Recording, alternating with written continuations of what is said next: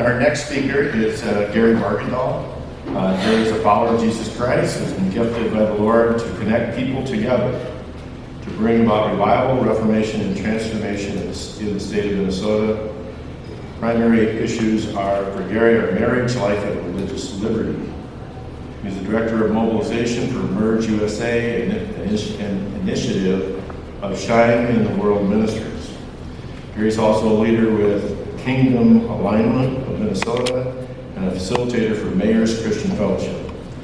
Previous grassroots leadership include Minnesota Faith and Freedom Coalition, Minnesota for Marriage, Minnesotans for Life and Marriage. He also served on various presidential leadership teams. These organizations have allowed Gary to build relationships in and among the four streams of Christendom and minority communities. Previous business experience includes 16 years with Salem Media Group and sales, marketing, and planning positions for small and Fortune 500 companies. Gary holds an MBA from the University of St. Thomas and a BA from the University of Minnesota. He's born and raised on a farm, that's got to be a good thing, and near Boston in western Minnesota. Gary's been married to his lovely wife, Lori, for 45 years, resides in Blaine. They have 4 great kids and 13 great grandchildren. 13 grandchildren.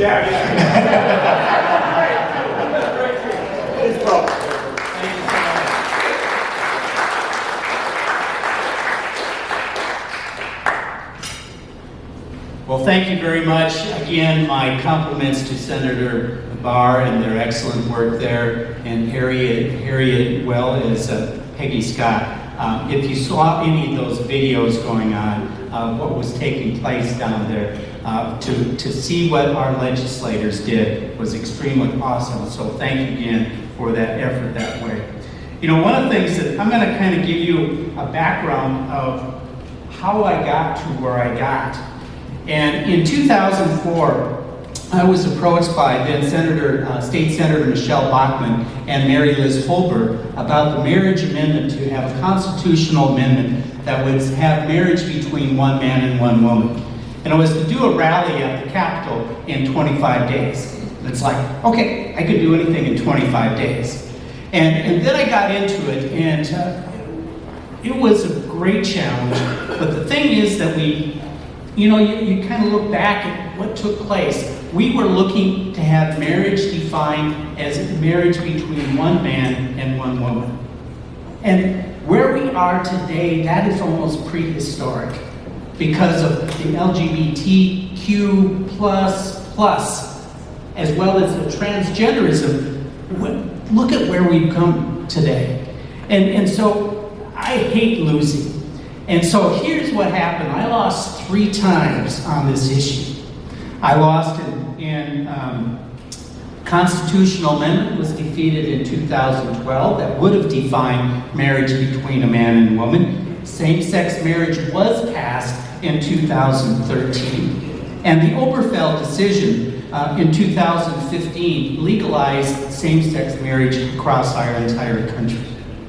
I started to realize that politics is not the answer to many of these things. Now, I don't want to take away the work that the politicians do. This is extremely important in our, and as Dale said, in our constitutional republic.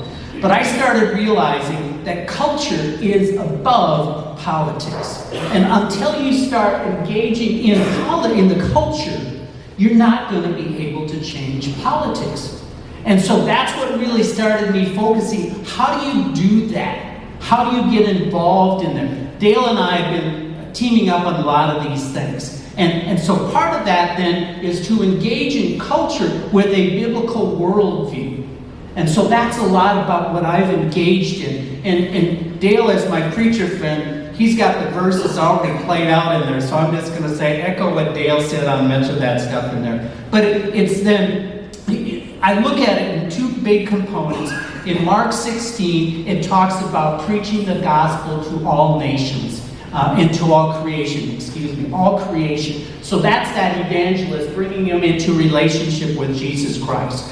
And then in Matthew 28, which Dale talked about, go therefore and make disciples. Along the way, That's really about what we call an apostolic, of engaging all sectors of society in what God designed. God did not design Minnesota to be a socialist state. Amen. He designed it to flourish and to give glory and honor to Him. And so what we want to be able to look at doing then is how do we do that? But I want to go back and just touch base a little bit about the challenges that we have in two major areas. We have in the media and in technology.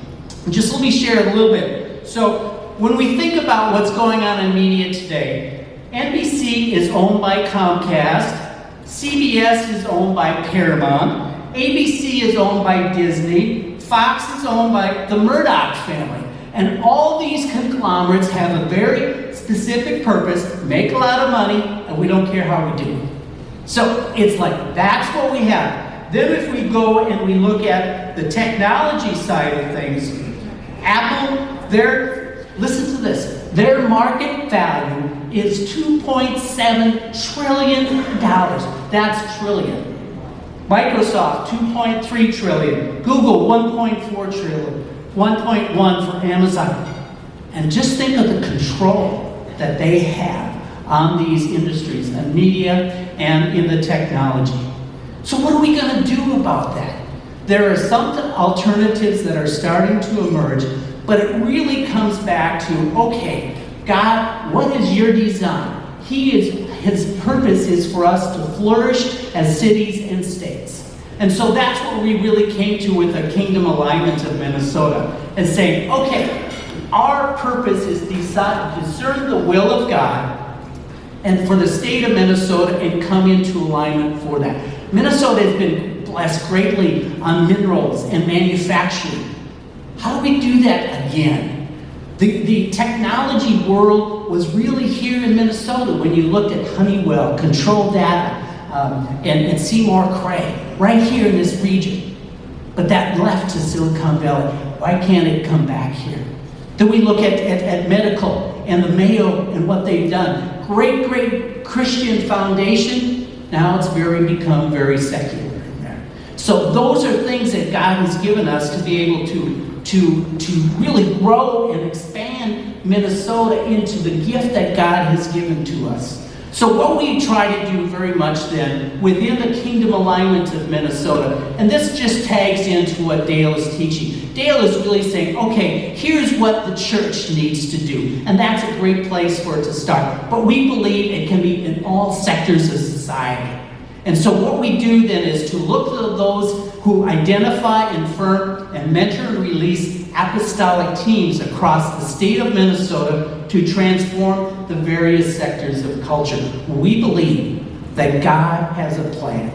And if we work with Him, He will guide us through that. Just talking with Cal earlier today about how they changed this, a single subject matter in there. And what did they change in the legislature?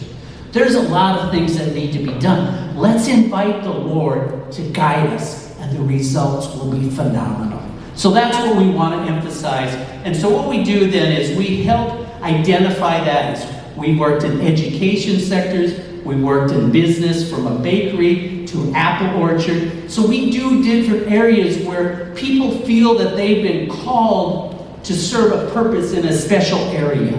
Whether it's election integrity, school board, we want to come alongside of them, help them create their apostolic team, because with that, we believe that you can change what you're doing. And so there's some more information. If you could go to that next slide that gives it. So these are the four individuals that are with me in this. Pastor Greg Hogg from Christ Church in Otsego, Pastor Dave Huizinga from Bridgewood Church in Savage, Steve Wilson from Rochester, and myself. And then the next slide, this is where you can get some more information about connecting with us. But I want to encourage you with this. There's two phrases. I should have cut my notes and brought forth, but two things I want to really close in. And you probably recognize these when I get to that page again. And this is what Roxanne went about a little bit earlier. And this was Nehemiah when they were being challenged. And he gathered the people together. And this is what he said. Don't be afraid of them being your enemies. Remember the Lord who is great and awesome. Fight for your families, for your sons, your daughters, your wives, and your homes. And then this last one that I think fits to the part of it too. The Declaration of Independence, and you know this very well. We therefore, the representative of the United States of America, goes on and says what they can do. But it comes with a conclusion.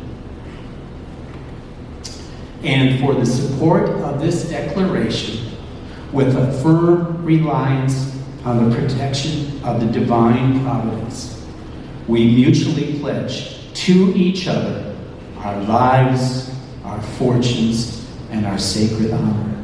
Let us do the same for here in the state of Minnesota. Thank you very much.